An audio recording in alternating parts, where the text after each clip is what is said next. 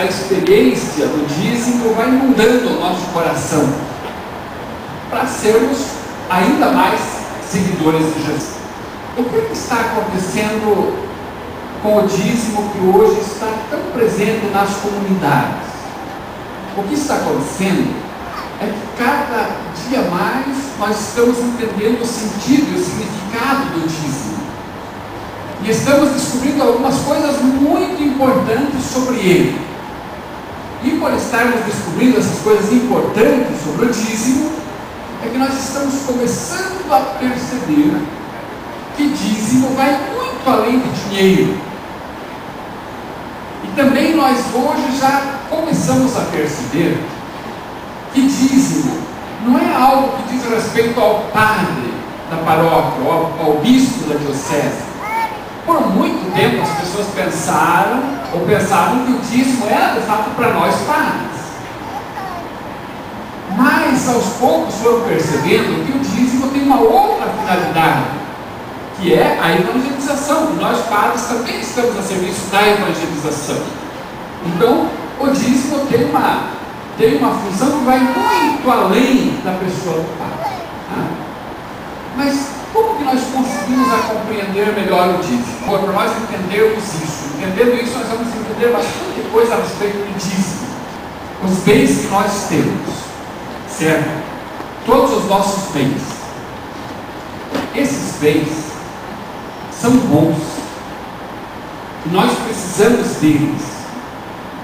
Aquilo que é material, que eu posso tocar, os bens que eu tenho, meus ou da família, eles não são um mal, nem são um pecado.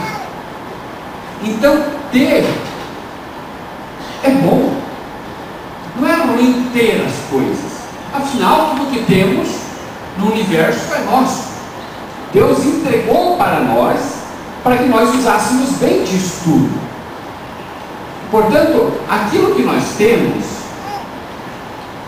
é sagrado, porque nos ajuda a ter uma vida melhor. Se nós temos uma casa como sonhamos, essa casa é uma coisa muito boa, porque faz com que a vida da gente seja melhor, porque na casa da gente a gente se sente bem. Se alguém conseguiu comprar o carro que tanto queria comprar, que bom! Esse é um bem que dá mais qualidade de vida para você. Poder comprar uma alimentação melhor, poder ter mais tempo de lazer, tudo isso é bom. Então não é pecado a gente estar bem, e não é pecado a gente ter bens. Portanto, aquilo que nós temos é uma coisa boa. Se nós conseguimos com o nosso trabalho, com o nosso esforço, é um bem. Se nós não retiramos de ninguém a força, se não é fruto da injustiça, então é uma coisa muito boa. Nós conseguimos com o nosso trabalho, ou com o esforço nosso ou da família, então isso é ótimo. Portanto, nós temos que aprender a respeitar os bens que nós possuímos. Mas vejam bem, respeitar e zelar por eles. Zelar quer dizer o seguinte: se eu tenho uma casa, eu gosto da casa que eu tenho, eu vou cuidar dessa casa. Pode talvez não ser a ideal, gostaria de ter outra, mas eu vou cuidar da casa que eu tenho o melhor que eu puder. Se eu tenho a minha Bíblia, eu vou cuidar da minha Bíblia como eu gosto de cuidar da Bíblia. É uma coisa boa. Ou seja, aquilo que eu tenho, eu devo ter e devo zelar, para que a minha vida seja bem-vinda, seja uma vida de qualidade. Agora, a partir do momento que esse bem que eu tenho deixa de ser um bem para mim e se torna mais importante do que outras coisas, aí os bens que eu tenho já não são mais bons, porque aí eles me escravizam.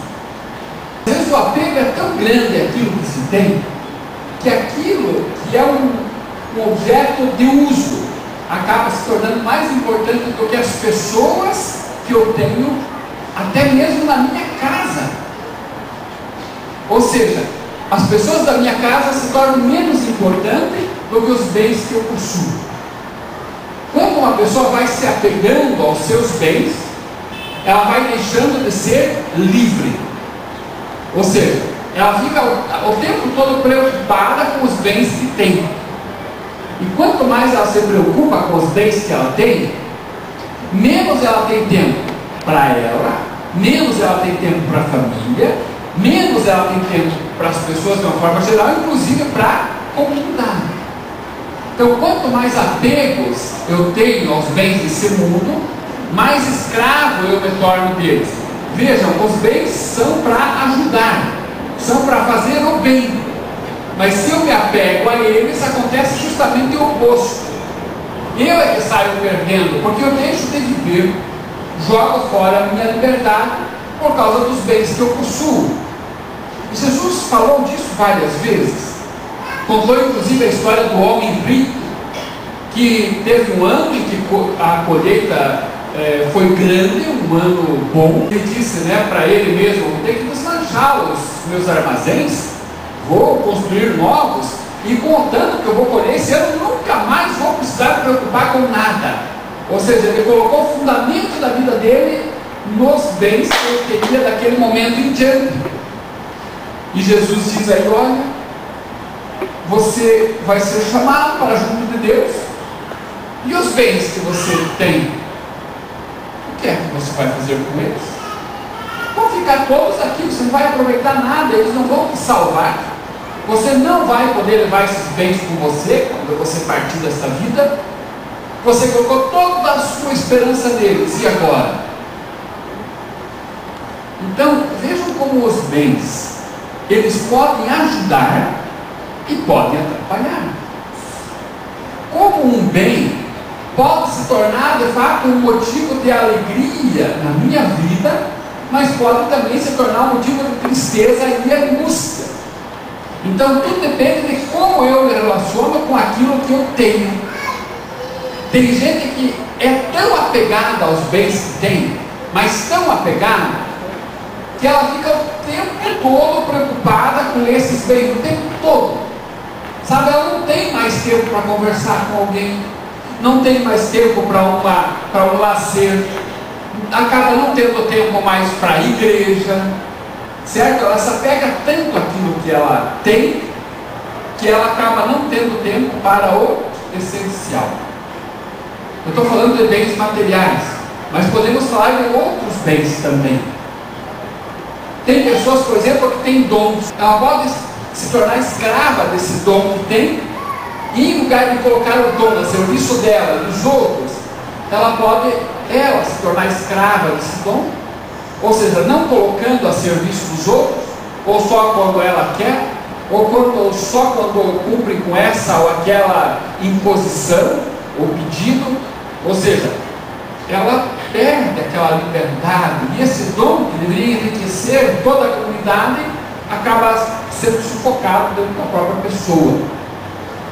Olha, Jesus falou muito disso de formas diferentes, dizendo que tudo o que faz bem, Deus se agrada disso, e Deus quer que nós sejamos felizes e realizados, mas não quer que aquilo que é menos importante se torne mais importante do que Ele, do que as pessoas.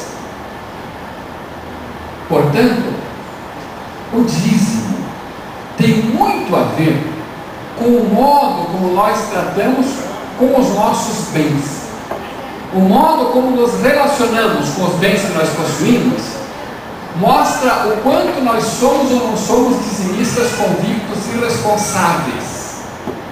Uma pessoa apegada aos seus bens vai ter muita dificuldade para contribuir com o dízimo, com generosidade, com alegria. Sabe, a pessoa está tão presa aos bens que tem que qualquer coisa que ela partilhe, ela vai ficar sentida. Ela diz: mas eu vou perder alguma coisa, como é que eu vou oferecer alguma coisa? Eu não ofereço. Então, a pessoa que não sabe lidar com os bens que tem, ela, digamos assim, ela fica só com as sobras, entende? Ela pensa, quanto eu posso oferecer para não perder nada? Quanto eu posso oferecer, sendo o mínimo possível, só para ficar com a consciência tranquila, mas que eu não perca nada? Então, muito do nosso dízimo funciona mais ou menos assim. Eu vou oferecer algo em que eu sinta em que eu não estou perdendo nada, então eu faço o que os outros estão fazendo, dou um jeito de acalmar a minha consciência e me sinto membro da comunidade. Mas se eu for honesto comigo mesmo, eu vou perceber que eu não estou sendo de fato generoso. Eu estou apenas cumprindo com uma obrigação para poder dizer para mim mesmo, olha, você está fazendo, não está fazendo tudo, mas está fazendo mais ou menos, já está bom. Lembremos da esmola que deram aos fariseus e à viúva pobre. Era uma espécie de uma caixa, assim como parecida com essa aqui, olha, né? E o que acontecia era o seguinte: os judeus, eles tinham um lugar só para colocar ofertas para o templo, que estava em construção, ficou muitos e muitos anos para ser construído, e tinha uma caixa só para a oferta do templo. E foi ali que Jesus ficou com seus discípulos, e chegavam aqueles que tinham bastante e queriam que todos vissem que eles iam fazer grandes ofertas, até tocavam no sininho para chamar a atenção, para as pessoas olharem, para eles mostrarem, olha, estou oferecendo, vejam o quanto eu estou oferecendo, vejam o quanto eu sou bom, vejam o quanto eu sou generoso. Ao passo que a viúva, diz Jesus, colocou 2 moedinhas, as de menor valor na época, colocou essas moedas e pronto, e ninguém olhou para ela. Ela não foi aplaudida, não houve nenhum sininho tocando para que as pessoas vissem que ela estava colocando as moedas, nada. E Jesus disse, vocês viram o que aconteceu? Ela não foi aplaudida, não houve nenhum sininho tocando para que as pessoas vissem que ela estava colocando as moedas, nada. E Jesus disse, vocês viram o que aconteceu? A viúva ofereceu menos dinheiro, mas ofereceu muito mais do que aqueles que ofereceram bem mais dinheiro, mas ofereceram sem qualidade, porque não tiveram a intenção de partilhar, mas simplesmente de aparecer, demonstrar aos outros que eles eram bons e que estavam ajudando na reconstrução do templo. O dízimo tem que ser fruto de uma renúncia, não é sobra, é uma renúncia. Olha, há muito mais alegria, de fato, em oferecer do que em receber, sem dúvida nenhuma. Tá? Então, concluindo a reflexão, eu deixo essa proposta. Essa proposta que é também um desafio. Se você não está convencido, se você não se sente em paz ainda no que diz respeito ao dízimo, faça a sua experiência, experimente. Agora, nesses próximos meses, pegue 2, 3 meses e faça do dízimo uma experiência autêntica. Ofereça aquilo que deve ser oferecido mesmo. E faça isso com fé. E depois veja os resultados. Conte para as outras pessoas o que aconteceu com você. Eu acho que vale a pena fazer essa experiência, porque se a gente não consegue acreditar pelo que os outros disseram, a gente passa a acreditar pela experiência que acontece com a gente mesmo. Tá? Então, fica lançado o convite, fica lançado o desafio. Espero que vocês façam essa experiência. Compensa, vale a pena. Não estou dizendo por outros, também por outros, aqui eu escuto, mas estou falando por mim também. Padre Cristóvão, ele é teólogo, filósofo, é jornalista, né? E ele tem vários livros escritos sobre o dízimo, e como vocês observaram, assim, foi muito objetivo, de uma riqueza muito profunda, né? E o que nós vamos dizer para ele?